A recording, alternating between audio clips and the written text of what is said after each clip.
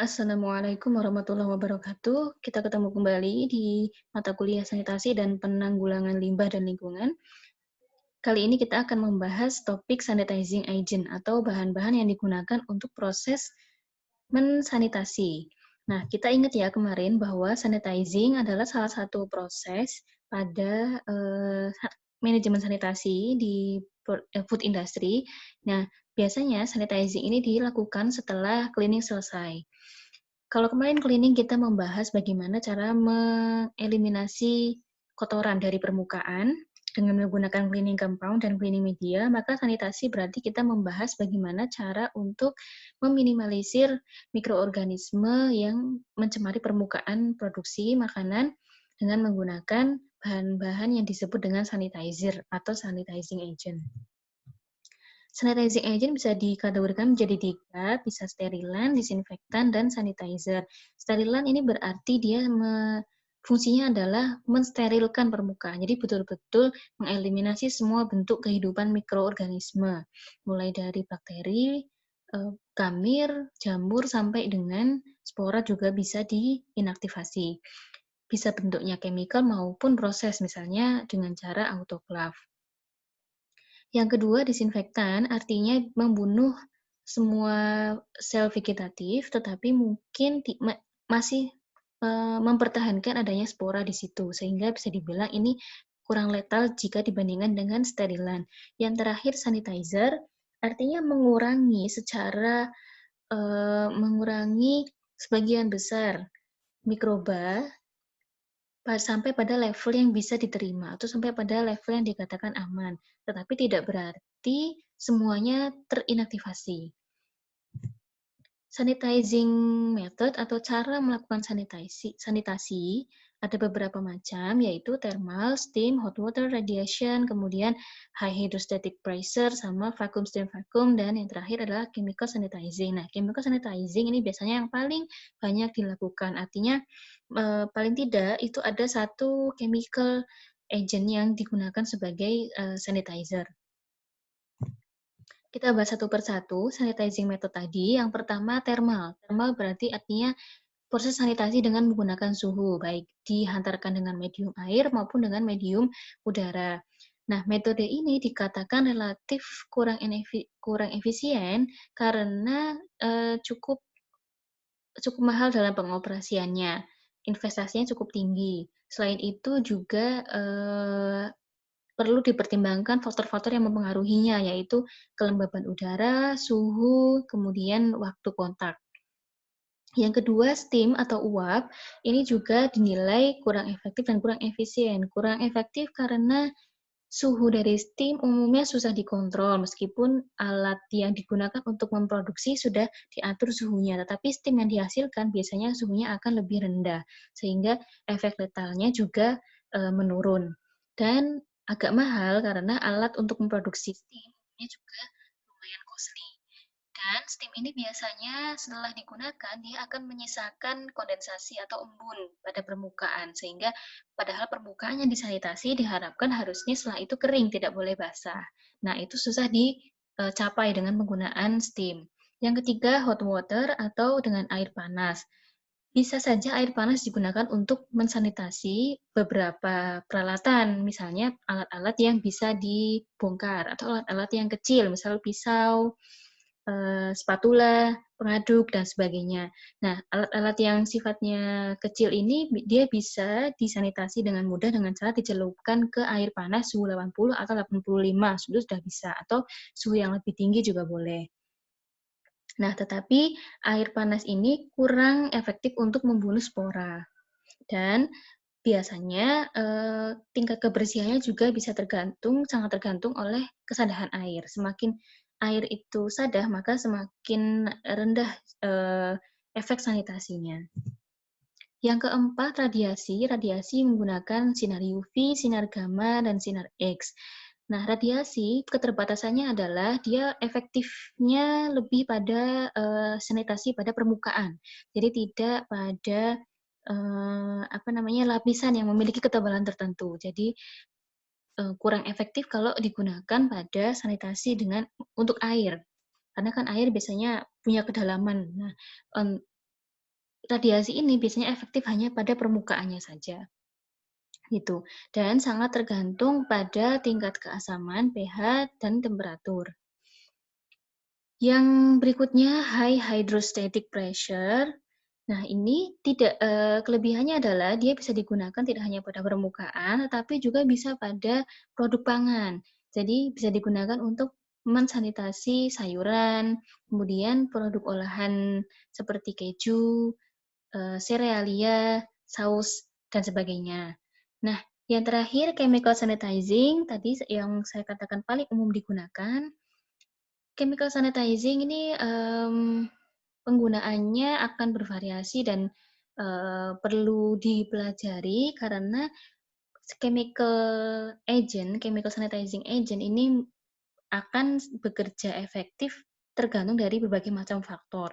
Dari segi konsentrasinya, suhu ketika diaplikasikan, kontak time, kemudian karakter dari permukaan, karakter dari kotoran yang mencemari permukaan, dan juga air. Secara umum, sanitizing agent adalah komponen atau bahan kimia yang diharapkan memiliki sifat-sifat berikut ini. Yang pertama yang jelas harus bisa membunuh mikroba. Semakin lebar rentang atau rentang bakterisidalnya atau semakin banyak jenis mikroba yang bisa diinaktivasi dengan komponen ini, maka semakin bagus komponennya. Yang kedua, dia termasuk stabil terhadap berbagai macam karena situasi, stabil terhadap berbagai macam faktor lingkungan, misalnya suhu, kesadahan, dan juga ada atau tidaknya material organik. Yang ketiga, good cleaning properties, artinya selain dia mensanitasi, sifatnya juga bisa membersihkan permukaan.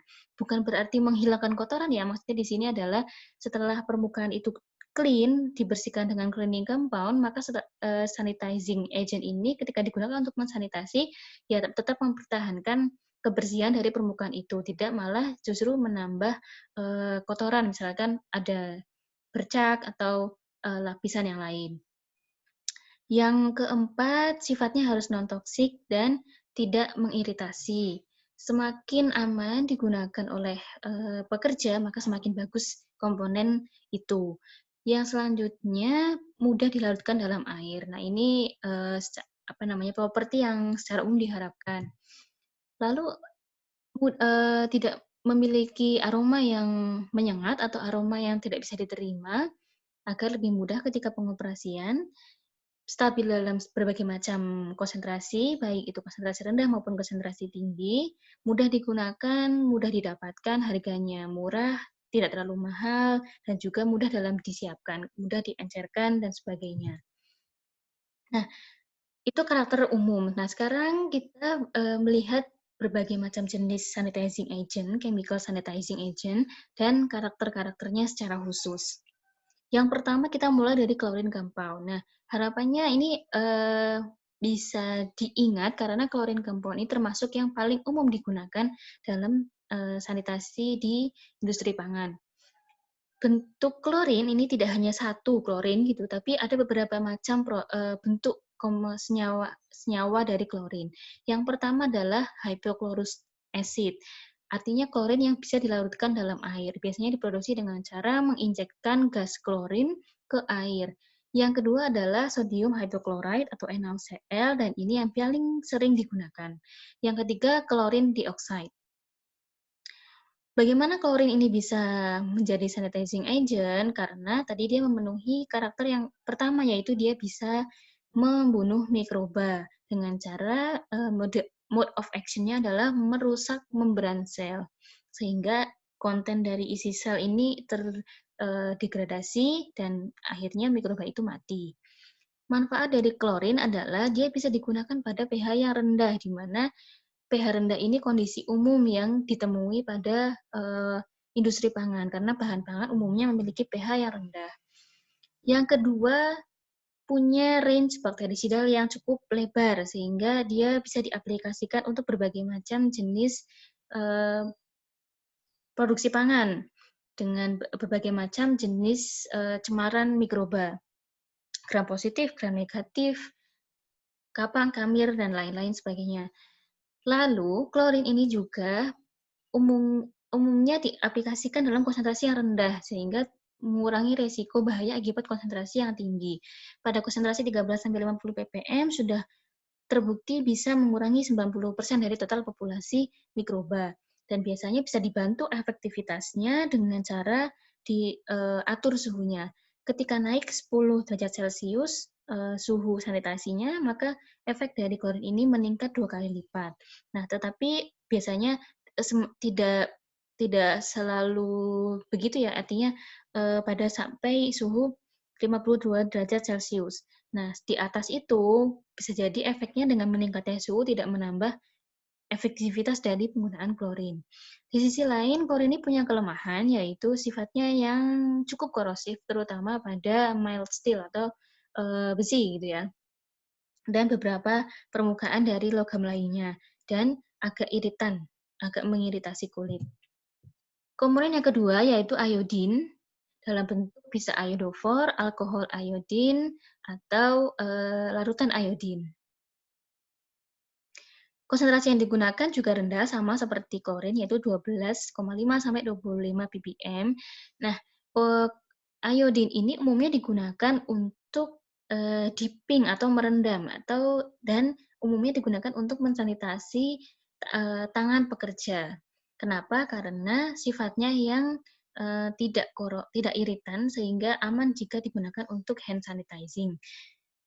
Tetapi, punya drawback atau punya kekurangan si iodine compound ini, yaitu harganya yang relatif lebih mahal dan punya, efek yaitu menyebabkan off flavor. Jadi pada permukaan yang disintesi dengan iodine ini bisa jika kontak dengan makanan maka bisa menambahkan, flavor yang lain. Dan sifatnya yang mudah menguap pada suhu 50 derajat Celcius. Jadi pada produk-produk yang diolah dalam suhu tinggi, maka iodin ini tidak efektif untuk digunakan sebagai sanitizing agent. Yang ketiga yaitu quaternary ammonium compound atau bahasa trivialnya adalah quartz. Nah, quartz ini adalah senyawa yang cukup kompleks karena terbentuk dari atom nitrogen yang dikelilingi oleh senyawa metil dan ada atom halogen di situ, baik itu chloride maupun bromide. Nah, sehingga bentuknya tidak usah dihafal, ini ya, alkyl dimetil benzil amonium chloride, alkyl dimetil etil benzil amonium chloride. Intinya quartz gitu, apapun bentuknya, yang penting quartz. Penggunaannya umumnya adalah quartz ini adalah untuk mensanitasi permukaan, seperti permukaan yang luas, jadi misalnya lantai, dinding, furnish gitu ya, dan peralatan-peralatan yang punya permukaan luas lainnya. Quartz ini punya spesifikasi yaitu dia efektif untuk membunuh mikroba Listeria monocytogenes dan kapang-kapang. Manfaat lainnya adalah dia tidak berwarna sehingga tidak menimbulkan stain atau noda. Bisa digunakan untuk permukaan yang terkena material organik, jadi berarti bagus untuk di produksi pangan dan tidak menimbulkan korosi. Tetapi kuas ini punya karakter yaitu dia mudah untuk membentuk foam atau busa sehingga menyulitkan ketika penggunaan secara masif, terutama ketika CIP (cleaning in place), dan tidak spektrum bakterisidanya tidak selebar klorin dan iodin. Yang berikutnya adalah sanitizing asam atau acid sanitizer. Bentuknya yang paling umum digunakan adalah asam-asam organik seperti asam asetat, asam peroksiasetik, asam laktat, asam propionat, dan asam format. Nah, ini bisa digunakan digabungkan dengan cleaner atau yang digunakan untuk membilas ketika proses cleaning dan sanitasi atau pembilasan. Lalu manfaat dari acid sanitizer ini adalah dia tidak menimbulkan korosi sehingga bisa digunakan untuk berbagai macam permukaan yang terbuat dari logam dan tidak hanya pada stainless steel gitu ya. Nah, selanjutnya juga dia bisa efektif pada suhu dingin. Jadi bisa membunuh mikroba-mikroba yang tergolong psikotropik atau yang tumbuh pada suhu yang rendah dan tidak mudah terpengaruh oleh kesadaran dari air. Berikutnya peroksi acid sanitizer, masih tergolong acid tapi ada peroksinya di sini. Manfaat dari peroksi acid sanitizer, dia tidak menimbulkan busa layaknya acid sanitizer. Kalau acid sanitizer dia bisa menimbulkan busa, sehingga cocok digunakan untuk CIP. Kemudian bisa diterapkan dalam berbagai macam temperatur dan tidak meninggalkan residu dan tidak juga korosif. Gitu, dan cocok untuk permukaan-permukaan produksi pangan. Tapi kekurangannya adalah dia terpengaruh oleh kesadahan. Jadi kalau kebalikannya, kalau acid sanitizer, dia agak resisten terhadap kesadaran air, jadi nggak masalah kalau air yang digunakan itu sadah. Nah, sedangkan produksi acid sanitizer ini sebaiknya diaplikasikan pada produksi yang bebas dari air sadah. Dan kekurangan yang lain adalah agak korosif gitu pada beberapa permukaan logam, khususnya galvanized steel dan mild steel. Mix peroksi acid, organic acid sanitizer. Jadi si acid sanitizer sama peroksi acid ini bisa juga digabungkan sehingga memberikan manfaat spektrum bakterisidal yang luas, kemudian dia bisa tahan pada berbagai macam kondisi lingkungan seperti kesadaran air, terus ada tidaknya material organik, dan bisa diterapkan pada berbagai macam suhu. Nah, ini intinya adalah menggabungkan manfaat yang dimiliki oleh peroksi acid dan juga organic acid. Sanitizing agent berikutnya adalah ozon. Nah, kalau yang lain-lain, klorin, iodine compound, kemudian acid, dan peroksi acid, itu biasanya diterapkan atau diaplikasikan dalam bentuk larutan. Sedangkan kalau ozon ini pada dasarnya adalah bentuknya gas. Nah, dia bisa diaplikasikan dalam bentuk gas atau bisa juga dilarutkan dalam air. Penggunaannya biasanya adalah untuk water treatment. Jadi gas ozon ini diinjeksikan ke air untuk mensanitasi air. Misalkan air yang digunakan untuk proses produksi, air yang digunakan sebagai ingredient, atau air yang digunakan untuk proses cleaning. Nah, ini biasanya di-treatment juga dengan ozon. Manfaat dari penggunaan ozon adalah dia memiliki sifat bakterisidal yang sangat powerful dan bahkan bisa menginaktivasi virus. Dibandingkan dengan klorin, iodine compound, dan lain-lain, sifatnya ini lebih powerful, lebih manjur gitu intinya, lebih bisa membunuh. Nah, manfaat lainnya tidak meninggalkan residu karena kan sifatnya yang gas mudah menguap dan tidak meninggalkan flavor yang tidak diharapkan.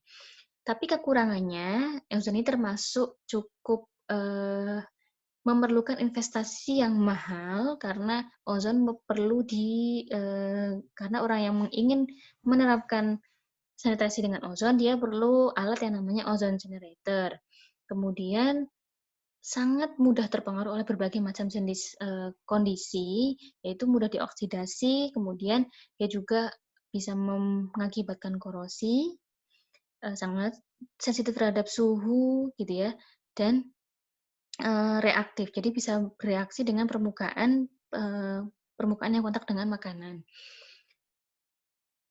Nah, ozon ini tidak cocok digunakan pada permukaan yang dikotori oleh material organik dan sangat iritan, terutama karena dia gas ya. Jadi yang paling beresiko teriritasi oleh ozon adalah organ-organ pernafasan. Itu contoh beberapa sanitizing agent yang umum digunakan, yang lainnya masih banyak, misalkan bromine compound, kemudian acid anionic sanitizer, hidrogen peroxide, hidrogen peroksida, acid quad sanitizer, jadi tidak hanya quaternary amonium, tapi juga dia ditambahkan dengan acid, sehingga disebut acid quad sanitizer. Kemudian glutaraldehyde, nah ini adalah yang paling umum digunakan untuk mensanitasi lubrikan. Jadi jangan salah, lubrikan-lubrikan, misalkan minyak pelumas, yang digunakan untuk lubrikan di alat gitu ya, itu juga harus disanitasi gitu. Karena dia bisa jadi kontak dengan makanan. Nah, glutaraldehyde ini adalah sanitizing yang banyak digunakan untuk mensanitasi bahan-bahan lubrikan. Dan yang terakhir adalah microbiocide. Nah, secara ringkasnya, teman-teman nanti bisa gunakan tabel ini, yaitu tabel karakteristik dari sanitizer yang paling umum digunakan, ada steam, iodofor, klorin, asam, dan quartz. Karakteristiknya ada di sebelah kanan, bisa dilihat mulai dari efisiensinya terhadap inaktivasi mikroba, sampai dengan yang paling bawah adalah harganya. Nah, umumnya kalau yang namanya sanitizer itu pasti punya kemampuan bakterisidal yang baik gitu ya. Nah, selanjutnya yang menjadi perhatian mungkin adalah stabilitasnya terhadap situasi atau kondisi lingkungan. Misalnya ada tidaknya organic material. Misalnya di sini ternyata kalau steam ini dia tidak banyak masalah dengan material organik itu. Sedangkan kalau klorin itu masih sangat terpengaruh oleh organic matter. Nah, yang lain-lainnya misalkan pada pH gitu atau pada kesadaran air seperti apa. Karena biasanya kelima sanitizer ini memiliki level sensitivitas yang berbeda. Nah, faktor lain yang perlu diperhatikan adalah bagaimana kemudahan penggunaannya gitu. Stabil atau tidak, kemudian mudah disiapkan atau tidak, mudah dilarutkan atau tidak. Nah, ini mempengaruhi mudah tidaknya digunakan. Steam ini termasuk yang agak susah digunakan karena steam kurang bisa menjangkau permukaan, kurang bisa menjangkau area yang susah gitu, area yang tertutup misalkan atau area yang terhalang. Jangkauannya ini kecil gitu. Sedangkan kalau iodofor sama klorin ini bisa digunakan terutama pada permukaan-permukaan yang sulit untuk dijangkau. Nah, acid atau kuat ini dari segi kemudahan penggunaan agak susah digunakan karena dia bisa membentuk busa. Faktor lain yang perlu diperhatikan adalah efeknya terhadap pekerja gitu, dan pada alat. Dia, iritan atau tidak gitu kan. Semakin tidak iritan maka semakin baik, dan semakin tidak korosif juga semakin baik. Dan yang terakhir adalah harganya. Semakin ekonomis tentunya akan semakin dipilih. Jadi umumnya dalam, food industry, kelima sanitizer ini digunakan, apa ya namanya, tidak dipilih salah satu saja, tetapi dia bisa juga beberapa sanitizer bisa digunakan untuk tujuan-tujuan yang berbeda. Jadi misalnya klorin, iodin, asid, kemudian kuat, semuanya bisa digunakan untuk permukaan yang kontak dengan makanan, tetapi secara spesifik biasanya ada tujuan khususnya. Kalau klorin ini baiknya untuk CIP gitu, atau yang permukaan dengan cara di-spray. Nah, sedangkan kalau iodin ini umumnya digunakan untuk hand sanitizing, jadi untuk mencelup tangan pekerja sebelum dia memulai produksi. Sedangkan kuat ini banyak digunakan untuk mensanitasi permukaan, misalkan dinding ruang produksi, kemudian alat yang punya permukaan lebar, dan lain sebagainya. Nah, apa yang perlu diperhatikan lainnya adalah bahwa sanitizing agent, karena dia berkontak dengan mikroba, sedangkan mikroba ini punya karakter yaitu menyesuaikan diri. Dia bisa membentuk protein yang untuk pertahanan diri pada kondisi-kondisi yang ekstrim, termasuk keberadaan sanitizing agent. Sehingga kalau sanitizing agent yang sama digunakan pada mikroba yang sama, pada awalnya sifat bakterisidalnya cukup tinggi, tetapi ketika sudah digunakan dalam jangka waktu yang lama, maka bakteri atau mikroba yang sama bisa jadi sudah membentuk resistensi atau ketahanan, sehingga sudah tidak efektif lagi digunakan si sanitizing agent-nya. Lalu tipsnya gimana? Gunakanlah sanitizing agent yang berbeda. Jadi buatlah rotasi penggunaan sanitizer. Misalnya dalam waktu 3 hari menggunakan klorin, kemudian waktu 3 hari berikutnya menggunakan yang lain gitu, quartz misalnya gitu. Lalu berikutnya menggunakan, sanitizer yang lain atau kembali ke klorin. Jadi jangan menggunakan satu jenis, sanitizing agent dalam durasi yang panjang. Nah, itu materi tentang sanitizing agent. Secara lengkapnya teman-teman bisa baca di materi yang sudah saya attach, atau bisa dengan membuka referensi textbook dari referensi yang saya tampilkan di sini. Terima kasih.